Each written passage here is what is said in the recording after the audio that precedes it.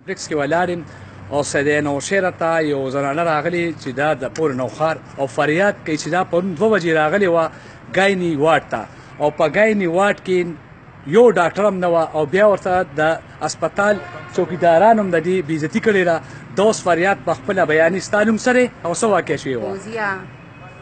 دا څه واقع وه؟ دا مونږ د ماشومانو مریضه راوستې وه دلته کې، نو دوی ورسره یو کوچی هیلپ مو نو په مونږ باندې هغه په پوڼو باندې بره وخېجوله، بیا مو راکوزه کوه. هغه ډېره زیاته په تکلیف کې وه او چې چا نه مو تپوس کولو مونږ وایي چې دا به څوک وګوري، نه دلته ډاکټره وه، تشې نرسیانې وې. هغه نرسیانو به مونږ بار روغپو را روغپو وایي تاسو حال کې ودرېږئ. مونږ څنګه حال کې ودرېږو؟ مونږ سره مریض دی او دا ایمرجنسي کیس دی. دی د هېڅ دغه مو نه کړو. واپس ترې نه مونږ راووتو، مونږ لاړو په کم 4 بجې وې.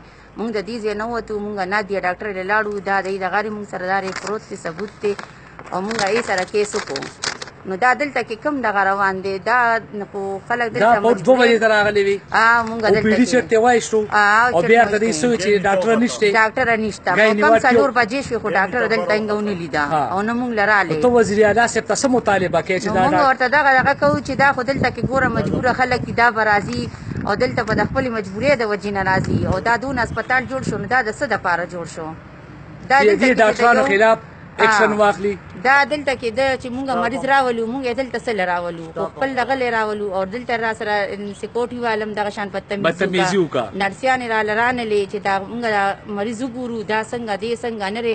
لا دته ټیم دی، لا دته ټیم نه دی، نه هېڅ مو نه کوه، نه هغه کېناسته مونږ ته یې بار ودرېږه. نو مونږ خو بار ورته ولې نو راغلي چې مونږ بار ودرېږه؟ که بار ودرېدو مونږ به خپل د اسپتال د ښه مقصد دپاره جوړ شوی که د خراب مقصد دپاره جوړ شوی؟ د خراب دپاره جوړ شوی. دلته د یو غریب بنده عزت نشته دلته نشته. که عزت و نو مونږ به پرون دا فیس نه ورکولو، مونږ به پرایویټ ډاکټر سره کیس نه کولو. نو دې کې انتظامیه هم دا دې ته نه وایي چې دا داسې کېږي؟ نو بس هغه دې کې خو مشرانو ته پکار دي چې د دې ځای کوم مشري او هغه دی روغواړي او دی کینې او تا تپوس کړو چې پر یو وخت پون کومه ډاکټر وه 2 بجې؟ نشته یو ډاکټر نو مونږ ته چا نه دی ښودلی. فوزیه. ته د کوم محله کې؟ مونږ د ملک آباد. ملک آباد. تاسو اوټ چاله ورکړی؟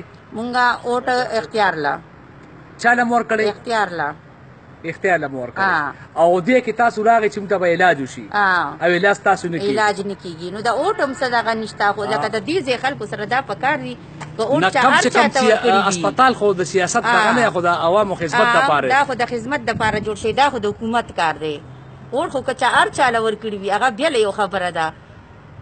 دا نوي انتظامیه نوي ډایرکټر چې راغو د دې نه بعد به مونږ دلته کې چې انسان قدر نشته که نه، نو یو ځناور هم به دلته څوک رانولي. ټیک شو جي.